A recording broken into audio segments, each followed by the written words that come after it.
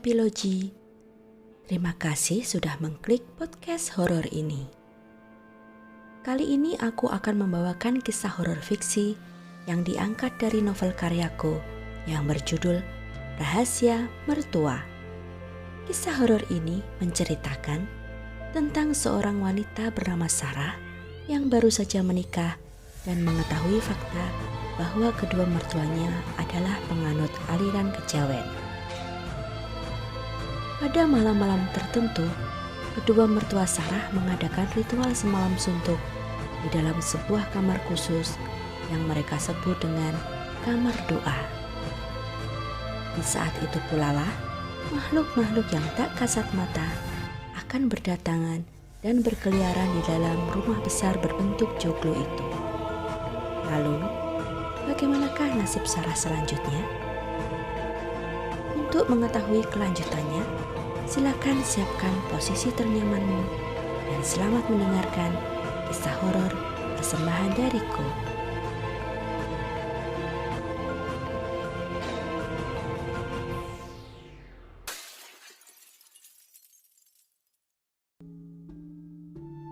Godverdomme! Keparat! Suara umpatan Kapten Joosten van de Court dan gebrakan tangan pada meja kerjanya terdengar ke seantero ruangan hingga ke lorong-lorong di markas tentara Belanda. Sang sekretaris, gadis Belanda belia, tampak pucat pasi di balik meja kerjanya yang berseberangan dengan meja Kapten Joosten. Baru saja lelaki itu mendapatkan laporan bahwa Joyo Lodaya berhasil meloloskan diri dari sergapan mereka dan bahkan membunuh semua anggota mereka yang ditugaskan untuk menangkapnya. Kapten Joosten marah luar biasa. Ia tak habis pikir, mengapa sulit sekali menangkap satu orang saja, pribumi seperti Joyo Lodaya itu. Bagaimana mungkin satu orang pribumi bisa membunuh sebanyak itu anak buahku, heh? Yai orang pribumi, pasti tahu rahasianya. Bentaknya kepada seorang mata-mata pribumi yang duduk dengan menundukkan kepala di hadapannya. Saya tidak tahu, Kapten. Tapi yang saya dengar, Joyo Lodaya itu punya semacam ilmu kebal. Dia tidak bisa dilukai dengan senjata apapun, Kapten. Baik itu senjata tajam maupun senjata api. Apa itu ilmu kebal? Black magic? Tanyanya heran, masih dengan amarah yang belum mereda. Iya, Kapten, semacam itu. Mata-mata itu menjawab dengan takut-takut. Ik tak percaya black magic. Pasti ada yang membantunya untuk melawan dan meloloskan diri. Kamu orang, pergi sana. Cari informasi lagi di mana dia dan siapa yang sudah membantunya. Jangan kembali sebelum Yai mendapatkan informasi yang berguna. Usir Kapten Joosten. Baik, Kapten. Mata-mata itu mengangguk tanpa berani menatap Kapten Joosten, lalu berbalik dan lekas pergi dari tempat itu. Kapten Joosten menghempaskan diri pada kursinya, lalu memijat pelipisnya. Ia benar-benar kehabisan akal untuk menangkap pemberontak itu.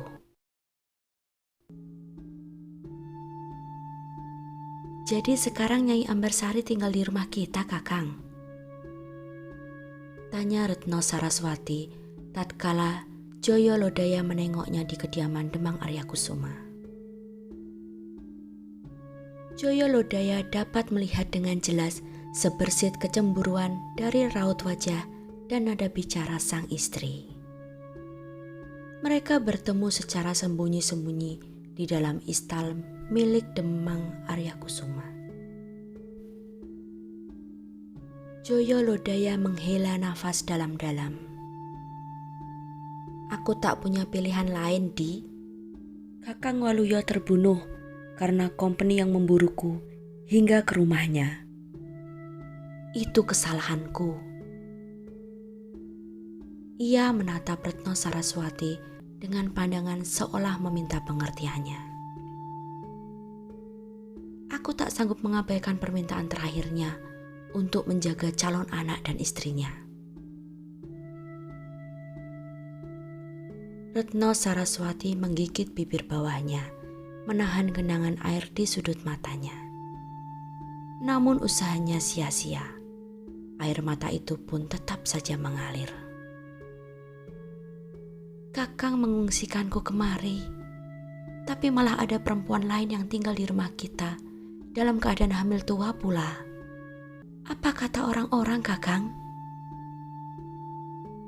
Suara Retno Saraswati tersendat di tenggorokan.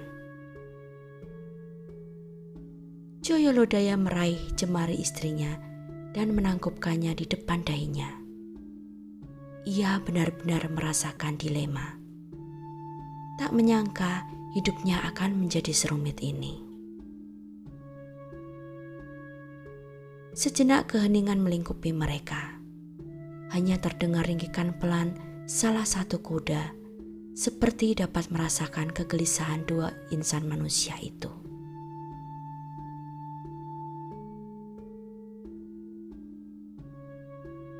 Retno, terdengar suara Demang Arya Kusuma lirih memanggil sang adik.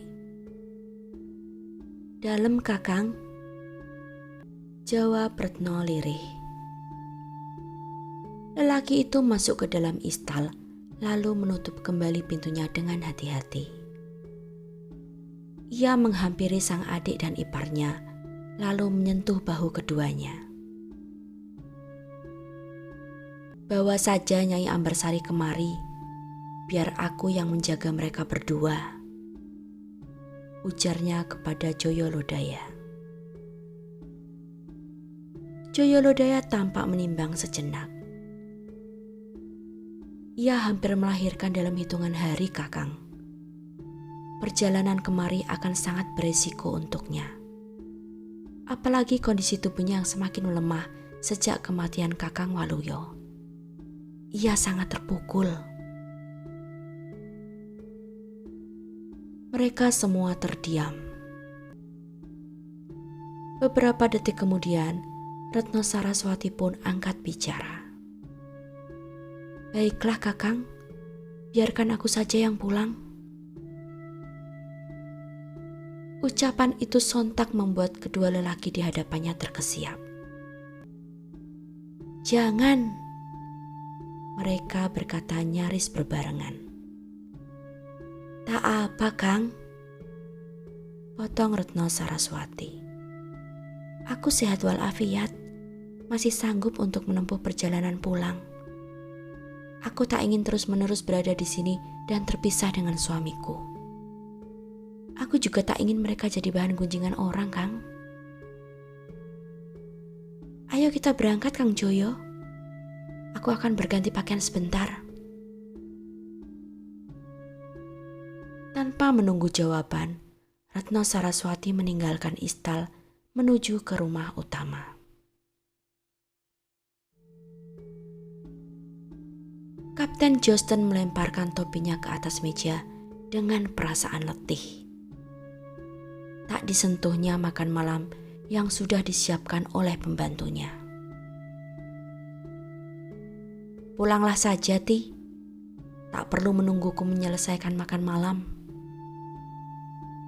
Perintahnya kepada seorang pembantunya. Nggih, Ndoro. Wanita separuh baya itu mengunci pintu dapur, lalu keluar melalui pintu utama.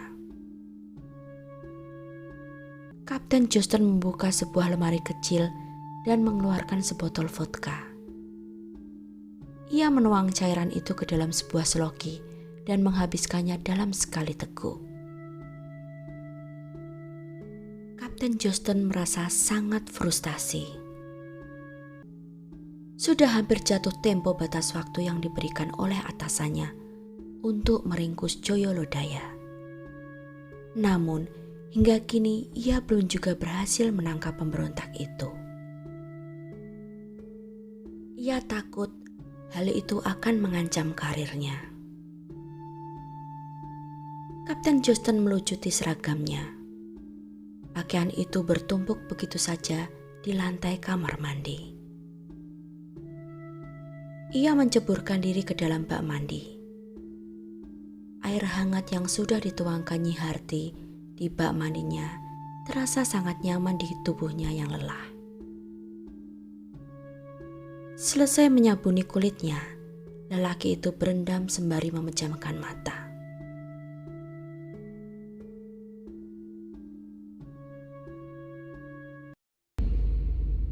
Aku tahu hal apa yang menyebabkan kegelisahanmu. Terdengar suara lembut seorang perempuan di dalam kamar mandi berukuran 2x2 meter itu. Kapten Josten terkejut setengah mati.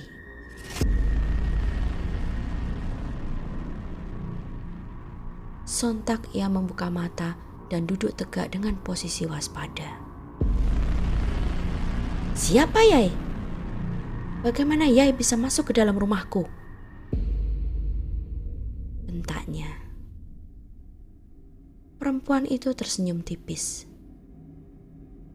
Ia tampak tak terpengaruh oleh bentakan Kapten Josten. Perempuan itu sangat cantik.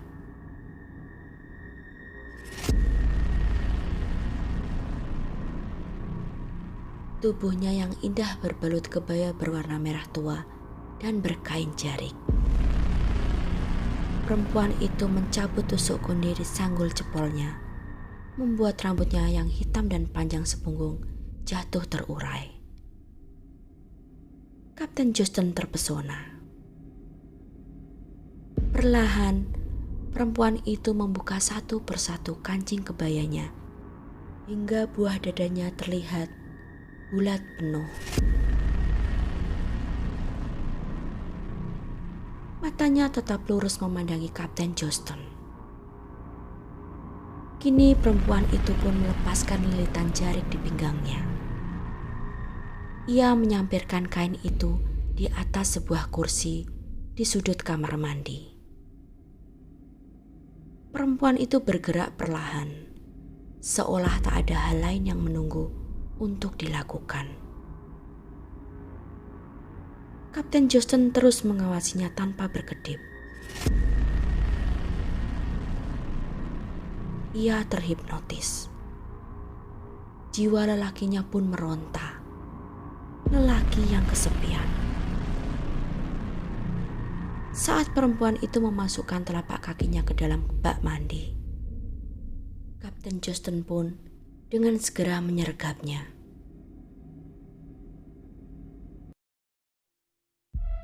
Kapten Josten tak tahu berapa lama ia tertidur. Ia jatuh terlelap begitu saja setelah persetubuhan yang menguras tenaga dengan perempuan misterius itu. Terdengar satu kali kokok ayam jantan di kejauhan.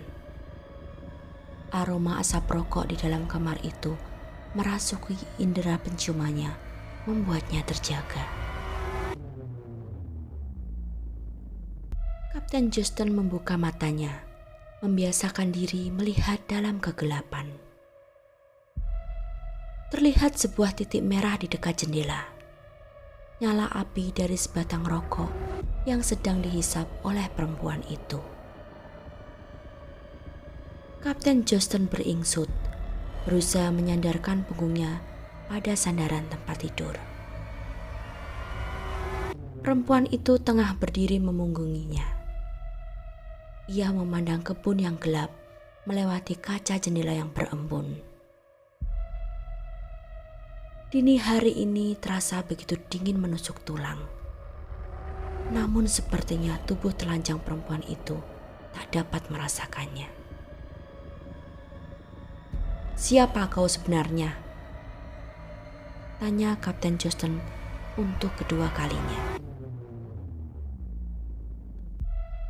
Perempuan misterius itu bergeming.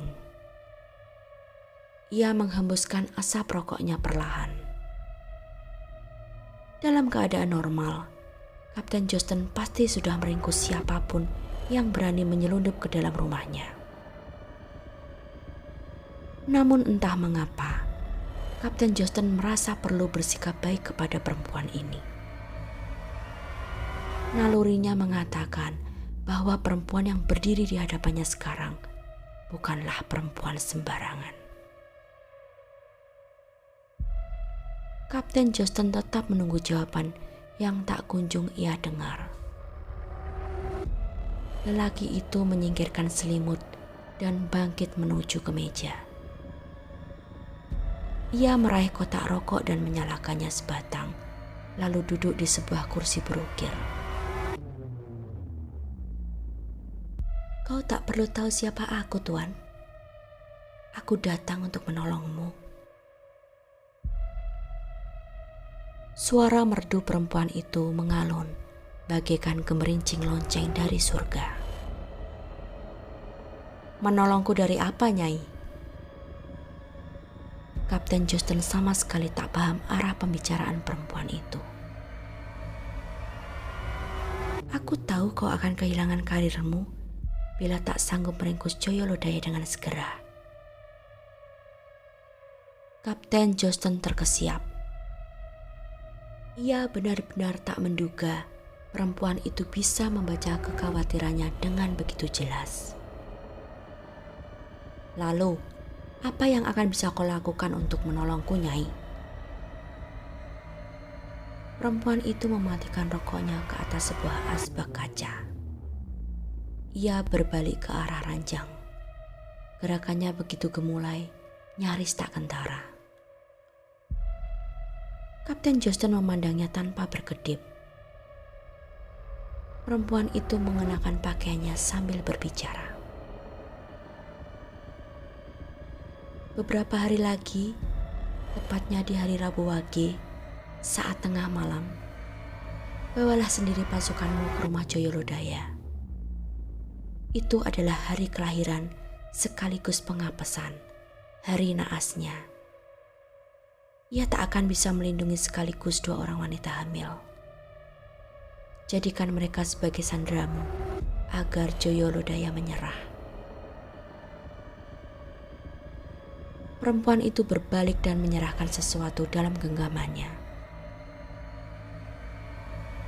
"Lumpuhkanlah dia dengan cara menikamnya, tepat di dada. Tapi dia kebal peluru dan senjata tajam, Nyai," sergah Kapten Josten.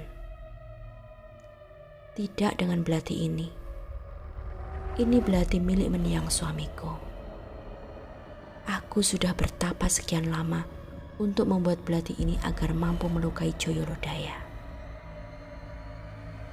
Kapten Josten menerima belati pendek bergagang ukiran kayu itu. "Jadi, apakah belati ini bisa kugunakan untuk membunuhnya?" Perempuan itu menghela napas. Ia seperti malas untuk menjelaskan secara detail. "Lakukan saja apa yang kusuruh, Tuan. Lalu bawa dia ke perbatasan desa. Aku akan menunggu kalian di sana." Perempuan itu kini sudah berpakaian sempurna. Namun, ia membiarkan rambutnya tetap tergerai. "Nah, sekarang saatnya bagiku untuk pergi." "Mau kemana kau, Nyai? Ini masih sekitar pukul 2 malam. Menginaplah saja. Aku akan mengantarmu besok pagi," cegah Kapten Josten. Perempuan itu tersenyum. "Aku tak membutuhkanmu, Tuan. Ingatlah, kaulah yang membutuhkanku. Jangan lupa, tepat di hari Rabu Wage. Jangan sebelum atau sesudahnya." "Apakah aku bisa mempercayaimu?" tanya Kapten Josten ragu. Perempuan itu tertawa mengejek. "Apakah kau punya pilihan lain, Tuan?" Kapten Josten tercenung. Perempuan itu melangkah menuju pintu kamar. "Siapa namamu, Nyai?" Kapten Josten bertanya kembali. Perempuan itu berbalik.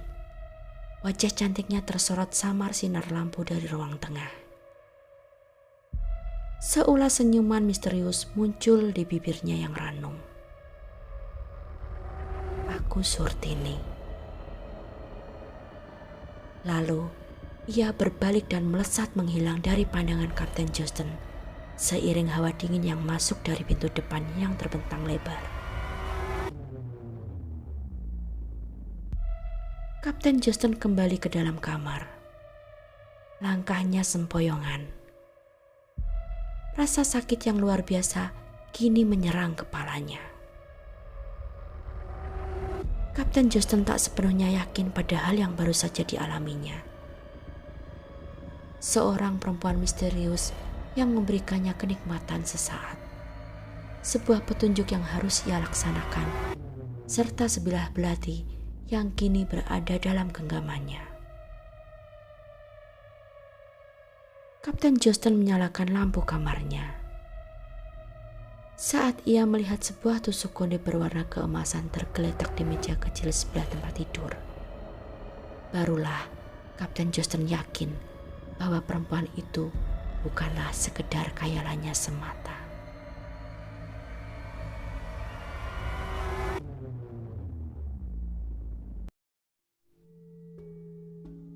Perasaan Retno Saraswati tak karuan sepanjang perjalanan menuju ke rumah mereka. Ia yang biasanya banyak bicara dengan sang suami, kini menjadi pemurung dan lebih banyak diam. Sekeras apapun ia mencoba menerima keadaan, namun setiap kali ia menyadari bahwa ada perempuan hamil lain yang menggantungkan hidup kepada suaminya, tak urung membuatnya cemburu setengah mati. Nyai Ambarsari akan terlebih dulu melahirkan. Itu artinya perempuan itulah yang akan lebih dulu mendapatkan perhatian Joyolodaya. Memikirkan hal itu membuat Retno Saraswati mengelus perutnya tanpa sadar. "Kamu ndak apa-apa kan, Di? Mengapa sejak tadi kau diam saja?" Joyolodaya meremas jemari sang istri. Ia menatap wajah Retno Saraswati yang terlihat begitu tertekan. "Sampai berapa lama Mbak Yu Ambarsari akan tinggal bersama kita, Kakang?" tanya Retno Saraswati lirih. "Sampai keadaan aman, Di. Lalu aku akan mengantar Nyai Ambarsari dan bayinya untuk tinggal bersama dengan orang tuanya." Retno Saraswati hanya diam mendengar jawaban itu. Matanya berkaca-kaca. Namun, ia tetap memandang keluar jendela kereta kuda yang mereka tumpangi. Menjelang senja, tibalah mereka di rumah. Perlahan pintu depan terbuka. Seorang perempuan yang sedang hamil tua berjalan tertatih menuju halaman untuk menyambut mereka. Senyuman canggung menghias wajahnya yang pucat kuyu. Ia tampak lemah dengan tangan yang tertangkup di atas perutnya yang membesar. Retno Saraswati memalingkan wajah dari jendela. Matanya beradu pandang dengan Nyai Ambarsari. Seketika, ia pun jatuh iba kepada perempuan itu.